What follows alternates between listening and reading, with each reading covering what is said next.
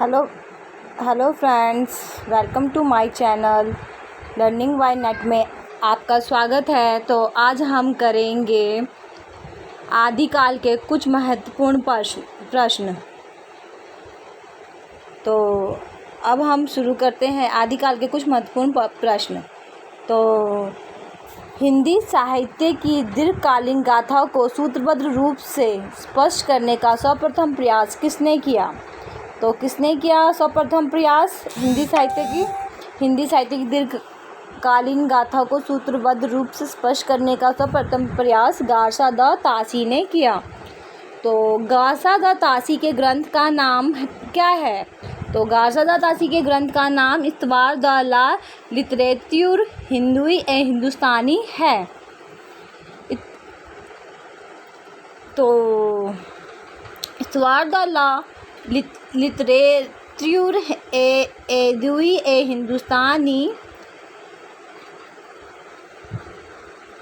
हिंदुस्तानी ग्रंथ किस भाषा में लिखा गया है?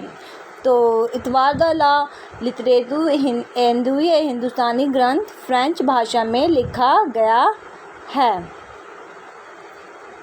और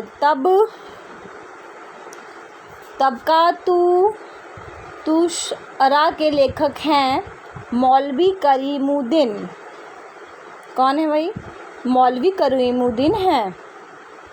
निम्नलिखित में से किस ग्रंथ को अंग्रेजी में उर्दू कवियों का इतिहास और उर्दू में हिंदी शायरी का तज़किरा कहा गया है? तो तज़किरा ये शुअरा ई हिंदी को कहा गया है। हिंदी साहित्य इतिहास की नींव का पत्थर किसे माना गया है? The modern vernacular literature of Hindustan को।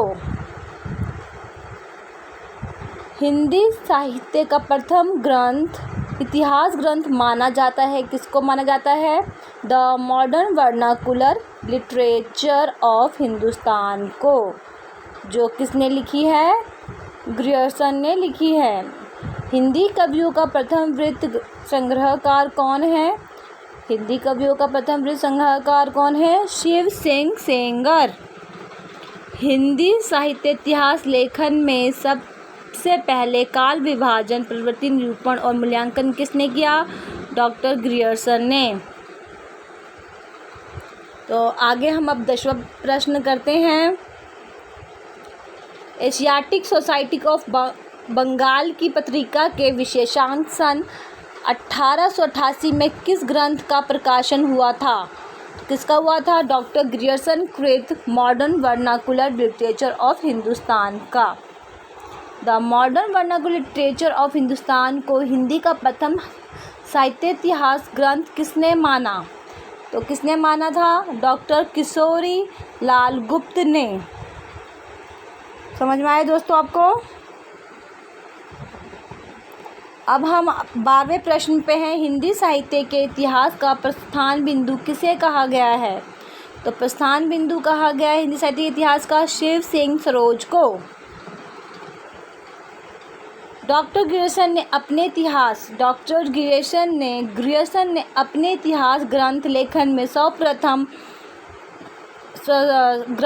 में सर्वाधिक सहायता किससे ली? तो किससे ली? शिव सिंह सरोज से। Modern vernacular literature of Hindustan में वर्णित कवियों की संख्या कितनी है? 552। कितनी है वह?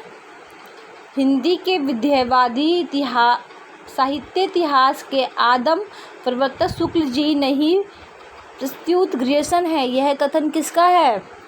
यह कथन है प्रोफेसर नलिन विलोचन शर्मा का। The modern vernacular literature of Hindustan Hindi के अध्येताओं की दृष्टि का केंद्र बिंदु नहीं बन सका। क्यों नहीं बन सका? क्योंकि वह अंग्रेजी भाषा में लिखा गया है। मिश्र बंधुओं में कौन सा नाम सम्मिलित नहीं है? मिश्र बंधुओं में, तो मिश्र बंधुओं में कृष्ण बिहारी नहीं है, श्याम बिहारी है, गणेश बिहारी है, सुखदेव है। ये 3 नाम हैं, कृष्ण बिहारी नहीं है। तो आपको मेरा पढ़ाया अच्छा लगा तो प्लीज़ इसे लाइक और सब्सक्राइब ज़रूर करें। धन्यवाद।